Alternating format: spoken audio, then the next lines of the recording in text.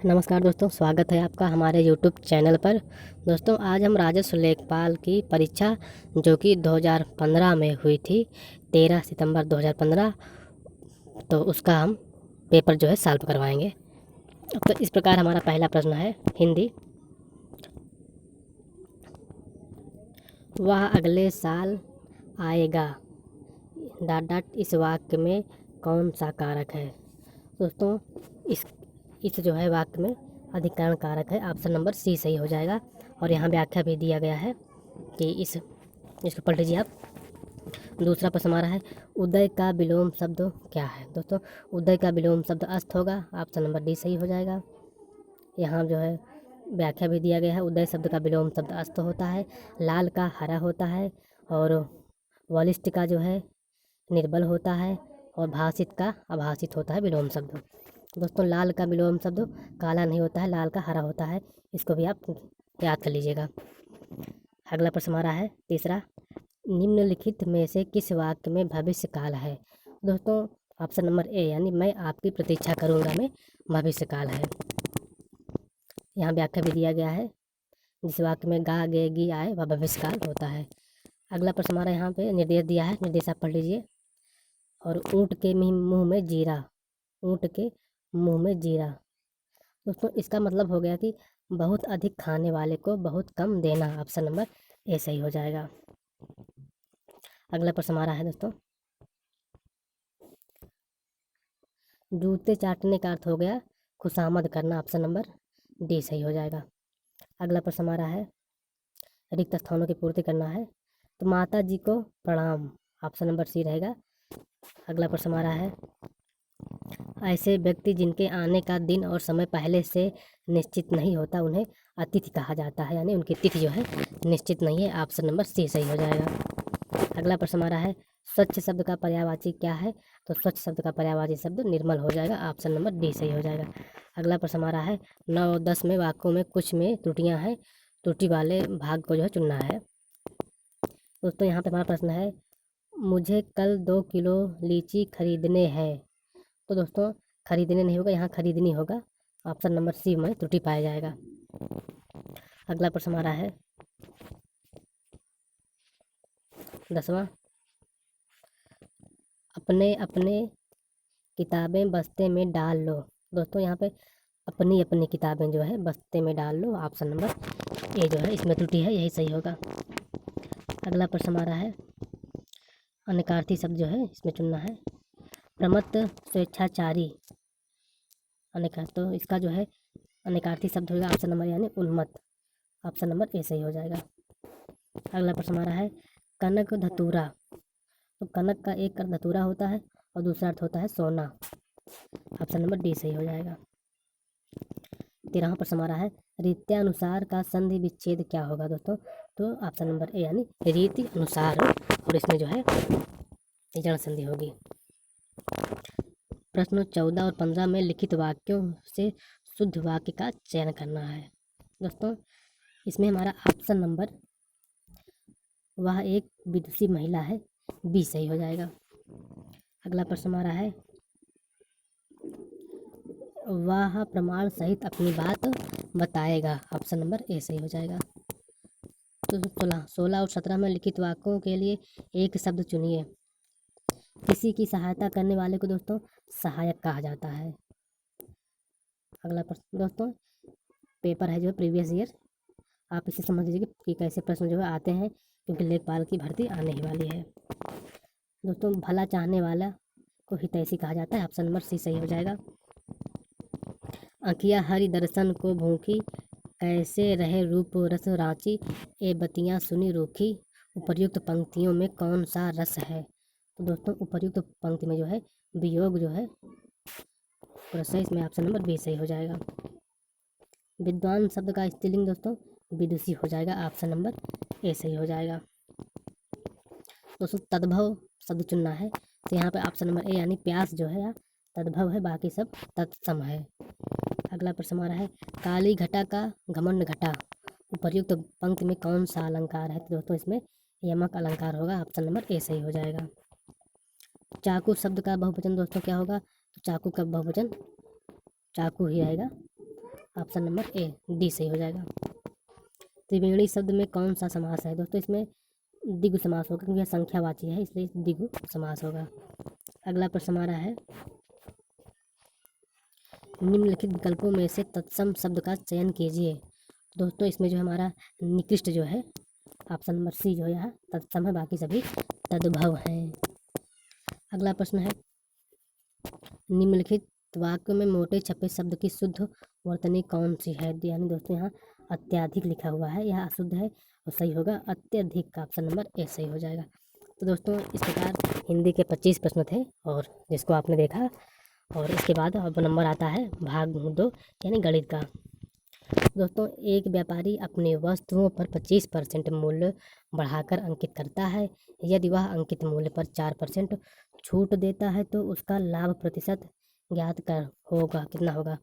दोस्तों यहाँ सॉल्व किया गया है दोस्तों, इसको जो है देख लीजिए आप। इस प्रकार इसमें जो है ऑप्शन नंबर सी सही होगा, 20% का लाभ होगा उसको। अगला प्रश्न हमारा है, 3 संख्याओं का योगफल 392 है तथा दूसरी संख्या का अनुपात कितना है? 2:3 है और दूसरी संख्या तथा तीसरी संख्या का अनुपात 5:8 है। तो पहली संख्या ज्ञात करना है, तो पहली संख्या 80, ऑप्शन नंबर यहाँ पे डी सही है, डी हो जाएगा 80। यहाँ तो सॉल्व किया गया, आप देख लीजिए, समझ लीजिए दोस्तों। तो दोस्तों अगला प्रश्न हमारा है,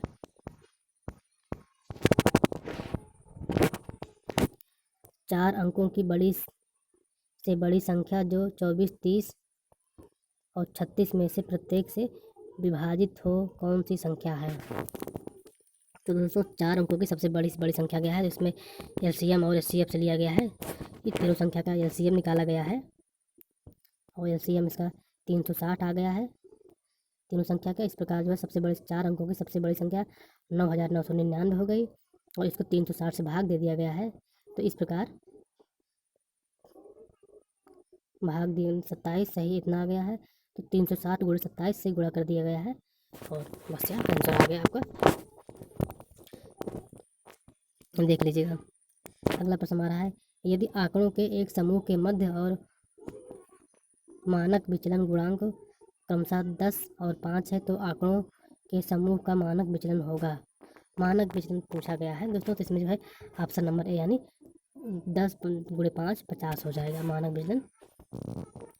दोस्तों इसमें साल भी दिया गया है, मानक विचलन गुणांक बराबर होता है समूह का मानक विचलन बटा माध्य, यानी 5 बराबर यस बटा 10। अगला प्रश्न हमारा है, तो इसमें एक्स स्क्वायर प्लस 1 बटा एक्स स्क्वायर बराबर 23 हो तो एक्स घात 4 प्लस एक्स के 1 बटा एक्स के पावर 4 का मान ज्ञात कीजिए। ऑप्शन नंबर सी यानी 527 सही हो जाएगा।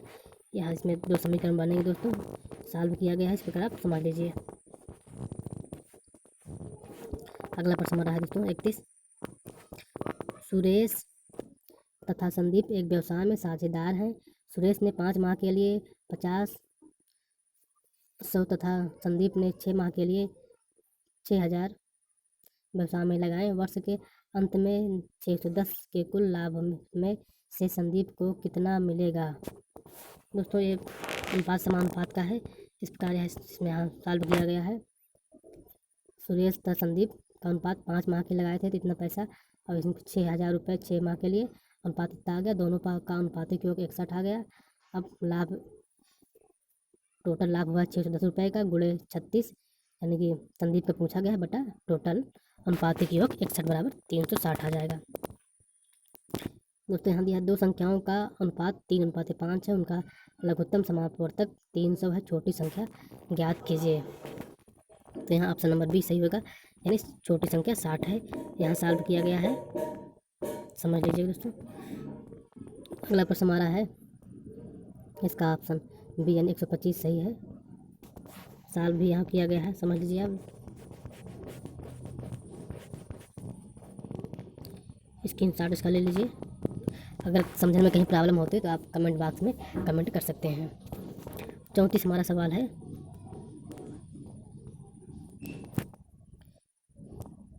n+1 n+2 n+3 n+4 n+5 का औसत है।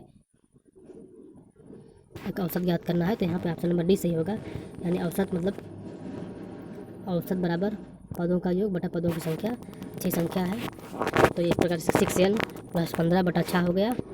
इसको सॉल्व करके n + 5 बटा 2 आ गया है। 35 हमारा सवाल है, यदि किसी भिन्न के हर में 1 जोड़ा जाता है तो भिन्न 1 बटा 2 हो जाता है, और यदि भिन्न के अंश में 1 जोड़ा जाता है तो वह भिन्न 1 हो जाता है। भिन्न के अंश और हर का योगफल है। तो दोस्तों इसको आप जो है भिन्न कोई संख्या मान के याद कर सकते हैं। यहाँ पे हल दिया गया है, माना कि भिन्न x बटा y है। प्रथम शर्तानुसार ऐसे एक समीकरण बन गया, एक समीकरण 1 और समीकरण 2 बना के दोनों को सॉल्व कर लिया जाएगा। अगला प्रश्न हमारा है दोस्तों 36।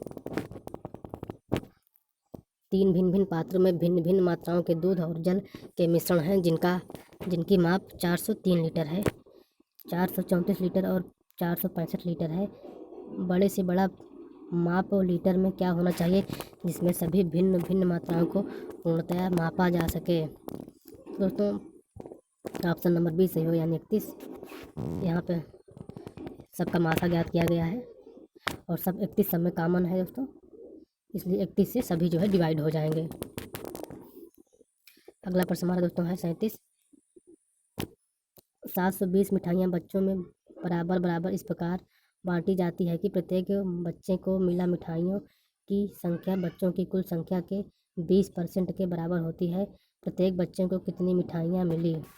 तो ऑप्शन नंबर सी सही होगा, यानी 12। यहाँ पे सॉल्व दिया गया है, आप देख सकते हैं। अगर आपको समझ में नहीं आता है तो आप कमेंट बॉक्स में कमेंट करिए, हम समझाने का प्रयास करेंगे। अगला प्रश्न हमारा है दोस्तों 38।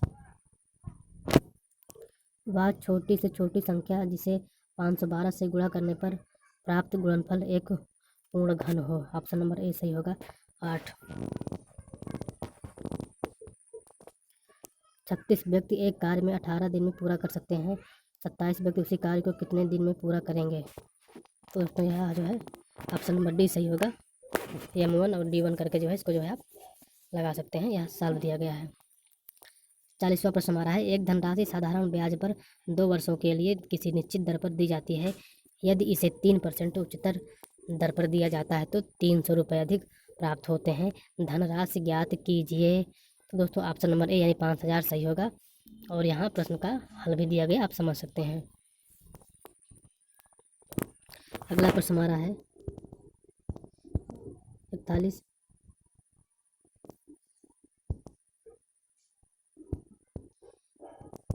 ए, बी और सी एक कंपनी में हिस्सेदार हैं। किसी एक वर्ष में ए को लाभ का 1/3 भाग मिला, बी को लाभ का 1/4 भाग और सी को 5000 रुपये मिला।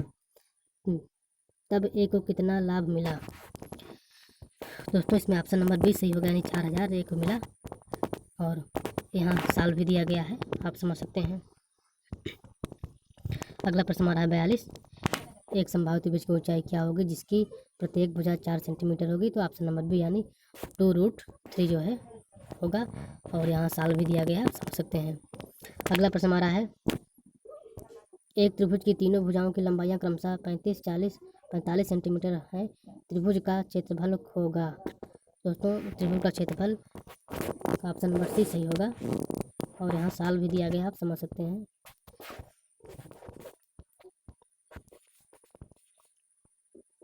प्रश्न का हल इधर दिया गया है, इधर आप समझ सकते हैं। अगला प्रश्न हमारा 44 है, रघु ने 1200 किलोमीटर यात्रा हवाई जहाज से तय की। उसकी कुल यात्रा का 2/5 भाग थी।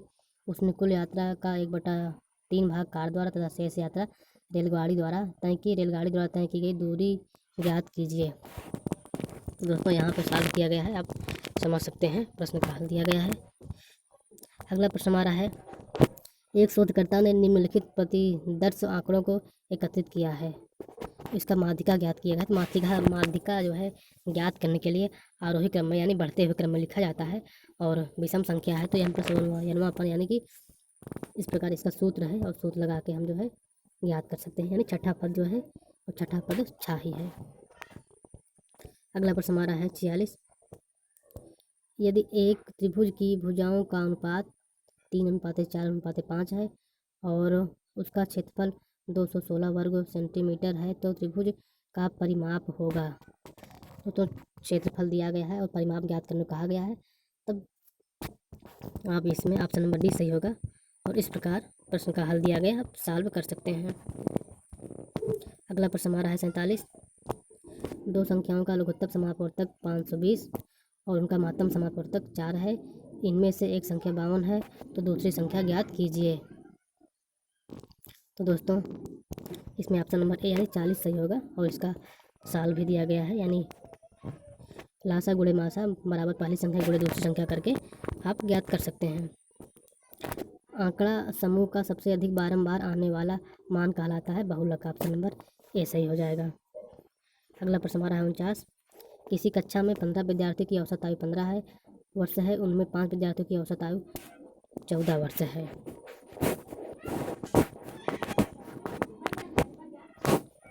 तथा अन्य 9 विद्यार्थियों की औसत आयु 16 वर्ष है।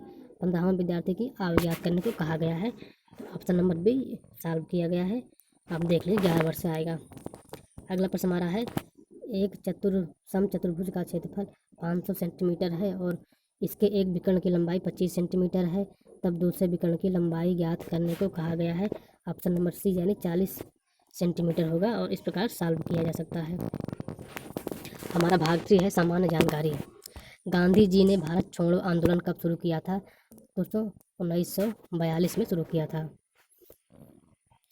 अगला प्रश्न हमारा है गदर क्रांति आरंभ होने का सबसे प्रमुख कारण क्या था? दोस्तों गदर क्रांति आरंभ होने का प्रमुख कारण जो है हमारा प्रथम विश्व युद्ध का आरंभ होना था। अगला प्रश्न हमारा है 53। निम्नलिखित में से कौन सा मेरुरज्जु का एक महत्वपूर्ण कार्य है? दोस्तों ऑप्शन नंबर सी सही हो जाएगा, यानी कि प्रतिवर्ती क्रियाओं पर नियंत्रण रखना जो है मेरुरज्जु का कार्य है। अगला प्रश्न हमारा है उपराष्ट्रपति को अपना कार्यकाल समाप्त होने से पूर्व अपने पद से हटाए जाने का अधिकार निम्नलिखित में से किसके पास है? तो राज्यसभा के पास है जो है कि। अगला प्रश्न हमारा है निम्नलिखित में से किसका प्रशांतक औषध के रूप में प्रयोग किया जाता है? तो बेलियम को जो है प्रशांतक औषध के रूप में प्रयोग किया जाता है। अगला प्रश्न हमारा है मोहिनी अट्टम नृत्य रूप निम्नलिखित में से किस राज्य से संबंध है? तो इसका संबंध केरल से है। ऑप्शन नंबर बी सही हो जाएगा। अगला प्रश्न हमारा है राष्ट्रीय आय को प्रायः कहा जाता है। तो राष्ट्रीय आय को NNP-FC कहा जाता है। फैक्टर जो है FC का मतलब होता है फैक्टर कॉस्ट। करंट अफेयर से प्रश्न है 15 मार्च 2015 को badminton championship Swiss grand prix gold का विजेता कौन था? तो ऑप्शन नंबर ए सही होगा, यानी कि के श्रीकांत थे जो है। अगला प्रश्न हमारा है कबनी हेमवती और अमरावती कौन सी नदी की सहायक नदी हैं? तो ये जो है कावेरी नदी की सहायक नदी है। ऑप्शन नंबर सी सही हो जाएगा। अगला प्रश्न हमारा है स्वतंत्रता 1857 के प्रथम स्वतंत्रता विद्रोह में भाग लेने वाली प्रसिद्ध महिला स्वतंत्रता सेनानी कौन थी? तो बेगम हजरत महल थी। ऑप्शन नंबर डी सही हो जाएगा। समान प्रावस्था में कंपायमान मध्य के किन्हीं दो सबसे निकटतम कणों के बीच की दूरी दोस्तों तरंगदैर्घ्य होती है। ऑप्शन नंबर ए सही हो जाएगा। अगला प्रश्न हमारा है शहरों के बाहर आर्थिक सुअवसर बनाने के लिए डॉट मॉडल शहरी आधारभूत संरचना और सेवाएं ग्रामीण केंद्रों में स्थापित करने का प्रस्ताव रखता है पूरा। ऑप्शन नंबर बी सही हो जाएगा। अगला प्रश्न हमारा है 63। हाल ही में किस देश ने नए WU-14 अतिध्वनिक स्ट्राइक यान का चौथा सफल परीक्षण किया जो परमाणु अस्त्र प्रदान करने में सक्षम है? तो यह करंट अफेयर से प्रश्न पूछा गया है। ऑप्शन नंबर बी यानी चीन ने परीक्षण किया था। अगला प्रश्न हमारा है यांत्रिक ऊर्जा को वैद्युत ऊर्जा में रूपांतरित करने के लिए डॉट का प्रयोग किया जाता है? तो दोस्तों डायनोमीटर का जो है प्रयोग किया जाता है। ऑप्शन नंबर ए सही हो जाएगा।